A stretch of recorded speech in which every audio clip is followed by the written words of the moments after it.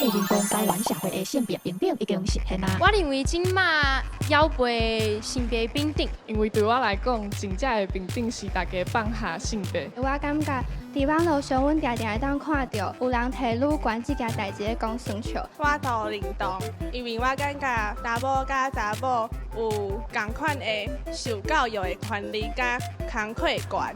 我不认同，像女性咧工课上，因做代志真厉害，不过要升主管时，嘛是会拄到困难。性别平等，无敢若是为着查某去争取权利，佫嘛是为着每个人会当自由的选择家己想要成为的人。NGO 老性格加入高中校园，要来甲学生正面对决，做伙讨论一个大家非常有兴趣的议题。伫台湾的社会当中，要是不时会拄到性别歧视的现象。有人认为这几年女性的权利已经过济，用女权上过高中来形容。嘛有人指出，既然同性伴侣已经会当合法结婚，台湾的性别平等那像已经实现啦。你有啥物看法呢？你敢有认同台湾社会的性别平等已经实现啦？头起先男性邀请同学针对这个问题来投票，做伙来听看卖即卖高中生因的想法。